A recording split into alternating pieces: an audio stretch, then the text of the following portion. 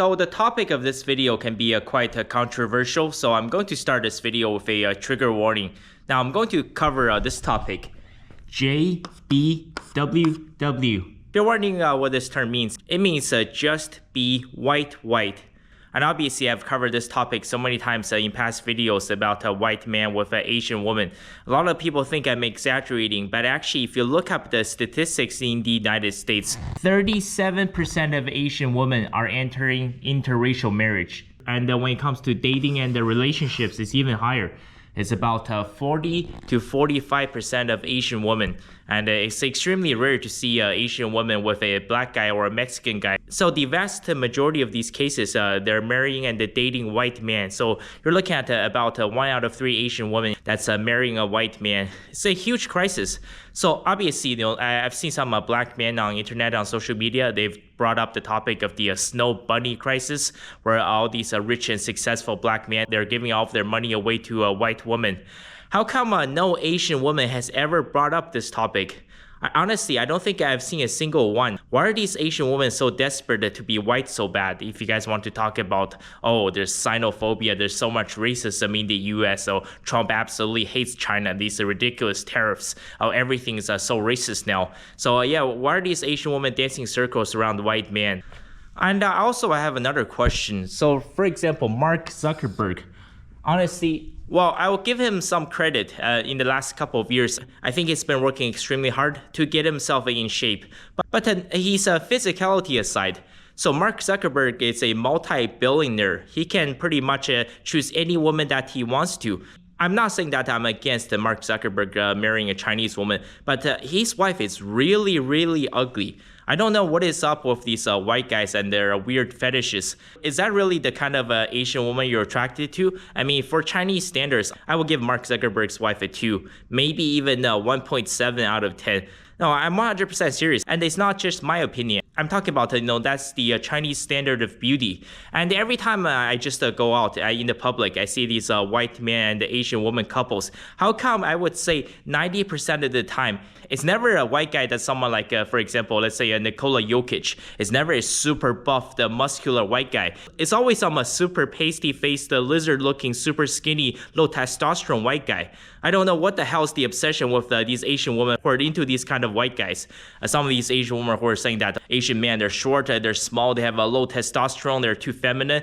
But 90% of the time, these white guys they pick out, they all look like they're campaigning for white dudes for Kamala Harris. And part of the reason why I can tell you guys why so many of these white men, they have these weird Asian fetish or these weird fantasies about Asian women, it's because this Mud Shark and Winter Soldiers and also BBC. So what do I mean by Mud Sharks and Winter Soldiers? Basically any white woman that has dated a black guy or she has hooked up with black guy. So it's the white dudes who are coming up with these weird terms. So they consider that white woman to be a damaged good. They think that now she's a mud shark because, shark. It's like this very derogatory term. So they're saying that this white woman's a shark because most of the time it's these big fat white girls who are hooking up with a black man. And they're describing these black men as mud. So that's why they call them mud sharks. So yeah, white men are extremely weird about this. I'm not even talking about dating. I'm talking about, as soon as this white girl, even if just one time, she's had a one night stand, just 20 minutes with one black guy, then she's completely off the dating market. So that's why so many of these white men are going after Asian women because they know that there's a 99.9% chance that Asian girl has never been with a black guy. What is the Winter Soldier? Basically, obviously, you guys have all heard of the term snow bunny by now, right? So what happens, when a black man, especially, one of these extremely rich, extremely successful, high status, high value black man, for example, someone like Saquon Barkley, someone like Clarence Thomas, someone like Mike Conley or Julius Randle or Cito Gaston. So one of these black multimillionaires who are surrounding themselves with a bunch of snow bunnies. Well, of course, this black man, he gets hit with a snow bunny avalanche. And this black man then becomes the Winter Soldier because he has been swamped by an avalanche of snow bunnies. So that's where these two terms came from. I'm pretty sure white dudes came up with those names. And also one major crisis, especially in the West. Yeah, there's the BBC epidemic. I'm sorry to say, I want to be 100% honest. You guys want to know why, the white population is doomed. You guys want to know why so many white people are struggling. Well, that's the issue. So basically, I would say 97% of 12-year-old white boys, they've all seen videos of some petite, super cute, super innocent, blonde-haired, blue eyes white girl getting impaled by a black guy with 11 inches BBC. So, that is a massive, massive crisis. And I think it's destroying so many white men from inside out. And that's why so many of these white men are going after Asian women. And this is also a major contributing factor to the mud shark crisis these white men are talking about. And that's why I mentioned so many times these Western countries, they're terrible place for Asian men. I'll give you guys an example. So the actress, right, the Chinese actress Brenda Song, she's been in so many movies and so many TV shows. Has the mainstream media ever shown Brenda Song with a Asian guy as her boyfriend or her husband? I have never ever seen that. All of the years that she's been on mainstream media, same with so many other Asian women. I would say 90% of the time they're with a white man. The other 10% is a black man. And they're constantly filming these extremely sexually provocative scenes, and sometimes in the bedroom. Remember Brenda Song, she was in the Social Network, where she was giving head to a Spider-Man in the bathroom stall with Jesse Eisenberg being right next to her. So there's 100% proof that there's a propaganda in the Western mainstream media aimed at 100% destroying Asian men, because that's their end goal. They want to put Asian women on the pedestal, and they want to absolutely destroy the images of Asian men. They're constantly over-sexualizing Asian women. They're constantly glorifying Asian women in the mainstream media all the time. If you look at the last couple years, which two Asian guys has had a meteoric rise on social media? So there's the guy Stephen He. I know you guys think it's pronounced Stephen He, but it's actually pronounced Stephen He. He's from Shenzhen, China. And there's also the guy from Malaysia, and he calls himself Uncle Roger. Just look at their contents. It's 100% designed at mocking Asian men. Stephen he blew up all over the internet because that one video, like, boom, emotional damage. And then you have Nigel Ng, right, Uncle Roger. So all his videos are like, hello today guys, I'm making a new video of a BBC fried rice. Hiya, fuyo.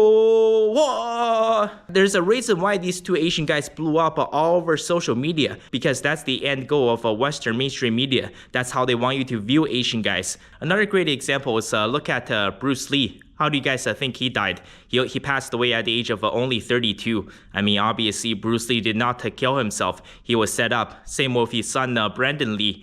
How is it possible that during the filming of a movie, when there was supposed to be no bullets in the gun, how could Bruce Lee's son, Brandon Lee, out of nowhere be hit with dozens of bullets? The whole thing has been a total setup since day one, because the Western media absolutely despises Asian masculinity. That's why if you're an Asian guy, and if you have the opportunity to leave the West, I think the best option for you is to get the hell out of here. And I'll give you guys a great reason why. If you're a man that is currently struggling in the West, if you're a man of any ethnic background, why you should possibly think about moving to a different part of the world. It's called geomaxing. Obviously, I mentioned this before, if you're making the pound or the American dollar or euro or Canadian dollar in Asia and Latin America, that dollar is going to go a lot further. Things are so much cheaper. And also, think about this. So I've written the number 5 here. So imagine if you're just a regular dude that's living in the Netherlands, right? Let's say if you're 6 feet tall. But the average height in the Netherlands is 6'1". So, you're below average. Just by looking at your height, you're like a 4 out of 10. However, if you decide to move to America, the average height is 5'9". And all of a sudden, you're almost a Chad. And if you move to China, the average height is 5'7". And if you move to the Philippines, the average height for a Filipino man is 5'6". If you go to Laos or Cambodia, the average height in Laos and Cambodia for men is about 5'4". So if you're below average height, 6 foot Dutch guy, imagine if you go to Southeast Asia, you'd be a top 1% Chad. And also, the geomaxing thing, 5. Especially if you're a guy living in the West, if you're not well endowed. But let's say if you're not doing too terrible, if you're packing 5 inches. 5 inches in America or Canada, that's probably relatively small. But imagine if you went to China or Japan or Philippines or Thailand. 5 inches, that's basically Mandigo. So that's why it makes so much sense for these men to actually move to a different part of the world in order to geomax. And if you guys are wondering why I'm recording these videos, so I'm not afraid to shy away from these these topics. That's why I keep coming back to them. And I did mention to you guys, I will be back in China next year, and I will be doing sit-down interviews with young Chinese people who are struggling. And I will definitely be discussing these topics with young Chinese people, especially young Chinese women. I want to hear their perspective, especially from a Chinese woman that has never ever left the country. What do they think about all of this? So what do you guys think? What do you guys think about this whole crisis? Winter soldiers, mud sharks, steamed rice bunnies, snow puppies. Is all of this being blown way out of proportion, or is it actually becoming a crisis in 2025?